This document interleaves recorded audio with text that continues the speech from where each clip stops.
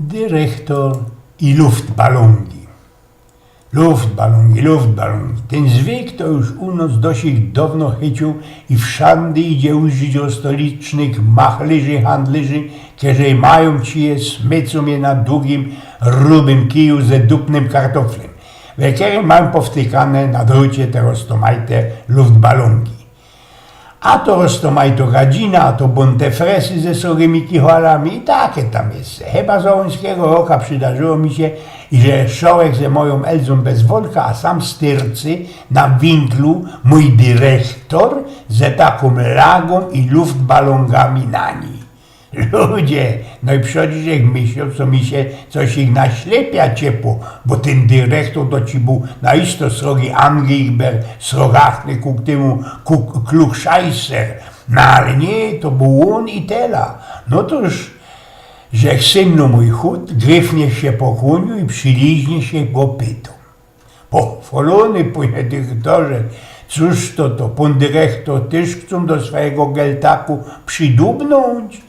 To ja wiem, że genau miarkuje, że we werku knabie ze złociokoma, ale co by aż tak źle już ze panoczkiem było, co? Nie, panie Eugen, to nie tak, padł mi na to dyrektor i fresa z kuką za Zeitungiem, co by go w to nie poznał. Wiecie, panie Eugen, chciałem mojej starej sprawić taki luftbalon, ale ten handlarz nie miał drobnych. Dałem mu 200 złotych i on poszedł je zmienić do szynku, a mnie wtyknął ten dyszel ze tymi balongami. Tela, co go już nie ma chyba ze 2 godziny. Jezderkusie, tako gańba, co też ludzie, którzy mnie sam ujrzyli, powiedzą jutro we werku.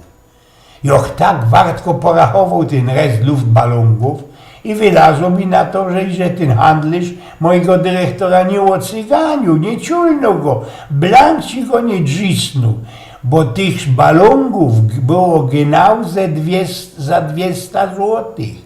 On ino uwidział dufnego, głupieloka i frica, toż też mu wtyknął hurtem wszystko, co jeszcze miał do sprzedania, a i że miał taki fart, co się pozbył wszystkich łowos, to mu jeszcze na lepsze ostawił ta kryja z tym kartoflem.